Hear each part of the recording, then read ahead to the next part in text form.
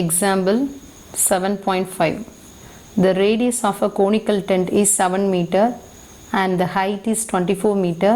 Calculate the length of the canvas used to make the tent if the width of the rectangular canvas is 4 meter.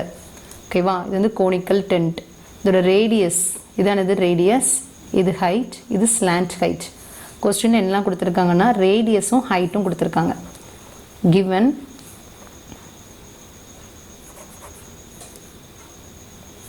radius of cone, radius என்ன value கொஸ்டினில் கொடுத்துருக்காங்க, radius வந்து 7 metre.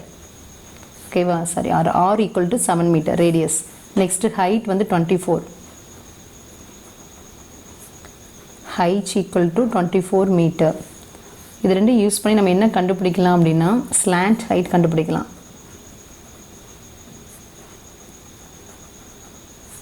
Slant height means L.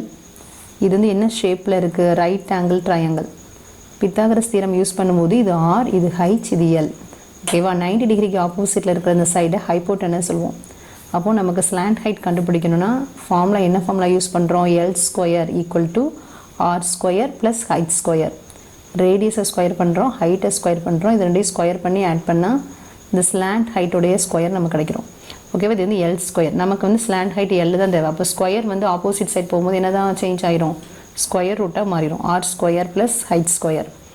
L equal to root of R square value வந்து 7 square, height square வந்து 24 square. 7 square பண்ணால் value வந்து 49, 24 square பண்ணால் value வந்து 579, 576. 49ஐயும் 576ஐயும் ஆட் பண்ணால் என்ன வேல்யூ வரும், 15. இங்கே வந்து 12, 625. ஓகேவா, ஸ்கொயர் ரூட்லேருந்து இந்த வேல்யூ எடுக்கும்போது நமக்கு என்ன ஆயிரும், 25ஐயும் 25ஐயும் மல்டிப்ளை பண்ணால் தான் 625 கிடைக்கும். So slant height L value வந்து 25 மீட்டர். ஓகேவா, இப்போ எல் தெரிஞ்சுட்டு நம்ம கொஸ்டின் என்னென்னா ரெக்டாங்குலர் கேன்வாஸுடைய வித்து கொடுத்துட்டாங்க. என்ன கேட்டிருக்காங்கன்னா calculate the length of canvas கேட்டிருக்காங்க. ஓகேவா, அப்போ நமக்கு வந்து இந்த கோனோட கர்வ் சர்ஃபேஸ் ஏரியாவை தான் நம்ம கண்டுபிடிக்க போகிறோம். Curve surface area of cone formula pi R L square unit. இந்த ஃபார்முலாவில் pi value 22/7, R means radius, radius வந்து இங்கே 7, எல் தான் ஸ்லாண்ட் ஹைட். அதனால தான் நம்ம என்ன பண்ணோம், ரேடியஸையும் ஹைட்டையும் யூஸ் பண்ணி ஃபஸ்ட்டு எல்லை கேல்குலேட் பண்ணி வச்சுருந்தோம். இதை வந்து இங்கே சப்ஸ்டியூட் பண்ணுறோம். 25, 7 7 கேன்சல் ஆயிடுச்சு. இப்போ 22ஐயும் 25ஐயும் மல்டிப்ளை பண்ணி பாருங்கள். 25 12 மல்டிப்ளை பண்ணால் 50, இங்கே வேல்யூ 50, 550. ஓகேவா, இது வந்து என்னது meter square. Curve surface area of cone calculate பண்ணிட்டோம்.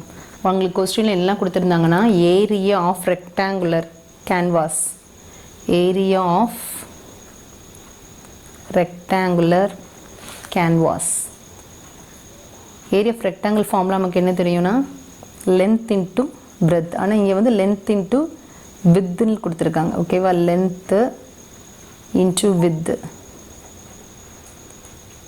இதை வந்து நம்ம எதுக்கு ஈக்குவல் பண்ணுறோம் அப்படின்னா இந்த கர்வ் சர்ஃபேஸ் ஏரியா, இந்த கோனிக்கல் டென்ட்டோடைய கர்வ் சர்ஃபேஸ் ஏரியாவுக்கு தேவையான கேன்வாஸ் தான் என்னதுன்னா இந்த ரெக்டாங்கிள் ஷேப்பில் உள்ள கேன்வாஸ்.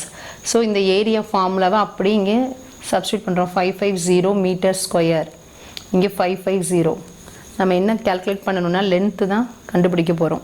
ஓகேவா, லென்த் இங்கே இருக்குது இன்ட்டு வித்து. கொஸ்டினில் வித்து வந்து எவ்வளோ கொடுத்துருந்தாங்க அப்படின்னா வித்து வந்து 4 மீட்டர், 550. ஓகேவா, இப்போ லென்த் ஆஃப் கேன்வாஸ் மட்டும் இங்கே வச்சுருக்கோம். இந்த வித்து வந்து இங்கே மல்டிப்ளையாக இருக்குது, இங்கே போனால் டிவைட் ஆயிரும். இதை வந்து கேன்சல் பண்ண போகிறோம். 144, இங்கே பேலன்ஸ் 1 இருக்கும். 15, 15னா உங்களுக்கு என்ன வரும், 3 4s are 12. பேலன்ஸ் இங்கே என்னது இருக்குன்னா 3 இருக்குது, 30. 7 4s are 28. பேலன்ஸ் ஒரு 2 இருக்கும். 0 பண்ணிங்கன்னா 5 4s are 20. இப்போ வேல்யூ வந்து 137.5 மீட்டர்.